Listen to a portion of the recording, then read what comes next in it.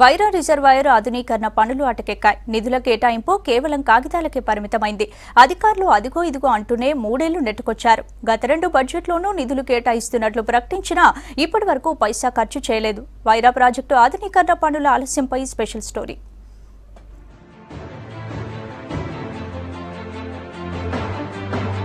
ఏళ్లు గడుస్తున్నా ప్రభుత్వాలు మారుతున్నా వైరా రిజర్వాయర్ మరమ్మత్తు పనులు జరగటం లేదని ఆవేదన వ్యక్తం చేస్తున్నారు ఆయకట్టు అన్నదాతలు. ఖమ్మం ప్రజల తాగు, సాగునీటి అవసరాలకు పెద్ద దిక్కైన వైరా ఆనకట్టను నిర్లక్ష్యం చేస్తున్నారని ఆరోపిస్తున్నారు.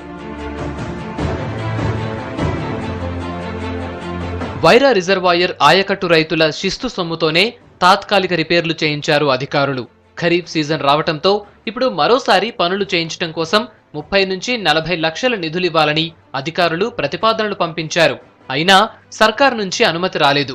దీంతో ఆయకట్టు రైతులు ఆందోళన చెందుతున్నారు. 23,000 ఎకరాలకి ఆయకట్టుకు నీరు అందిస్తున్నటువంటి మధ్యతర ప్రాజెక్టు దీని యొక్క శివర భూములకు నీళ్లు అందనటువంటి పరిస్థితి ఏర్పడ్డది. కాలువలన్నీ కూడా ధ్వంసమై సాగునీటి సరఫరాకి చాలా తీవ్రమైనటువంటి ఆటంకం ఏర్పడినటువంటిది ఉంది. దాంతో పాటు రిజర్వాయర్ కు ఉన్నటువంటి ఎడమ కుడి కాలువలు, ప్రధాన కాలువలతో పాటు ఫీల్డ్ ఛానల్ ఏదైతే పొలాల్లోకి పోయే ఛానల్ ఉన్నాయో అవి కూడా పూర్తిగా దెబ్బతిని ధ్వంసమైపోయి ఉన్నటువంటి పరిస్థితి ఉంది.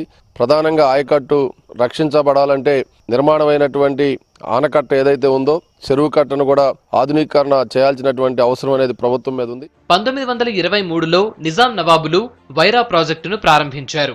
1930 నాటికి పనులు పూర్తయ్యాయి. అప్పటి నుంచి వైరా ప్రాజెక్టు ఖమ్మం రైతులకు కల్పతరువుగా మారింది.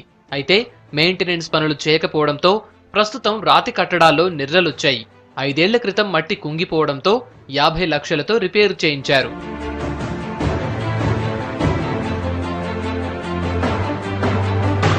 వైరా రిజర్వాయర్ ఆధునీకరణ కోసం 2007-8లో జపాన్ బ్యాంక్ 50 కోట్ల నిధులిచ్చేందుకు అంగీకరించింది. 2009లో అప్పటి ప్రభుత్వం శంకుస్థాపన కూడా చేసింది. కొత్త అలుగు నిర్మించారు. ఎడమ కాల్వలో కొంతవరకు ఆధునీకరణ పనులు చేశారు. నిధులు కూడా 50 కోట్ల నుంచి 67 కోట్లకు పెరిగాయి.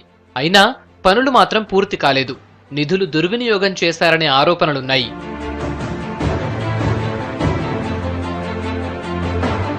రాష్ట్ర ఏర్పాటు తర్వాత కూడా 62 కోట్లతో అధికారులు కొత్త ప్రతిపాదనలు పంపించారు. అయినా ఇంతవరకు రిలీజ్ కాలేదు.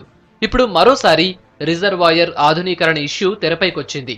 ఇటీవల ప్రాజెక్టును సందర్శించిన మంత్రి హరీష్ రావు ఆధునీకరణ పనులకు ప్రతిపాదనలు సిద్ధం చేయాలని అధికారుల్ని ఆదేశించారు.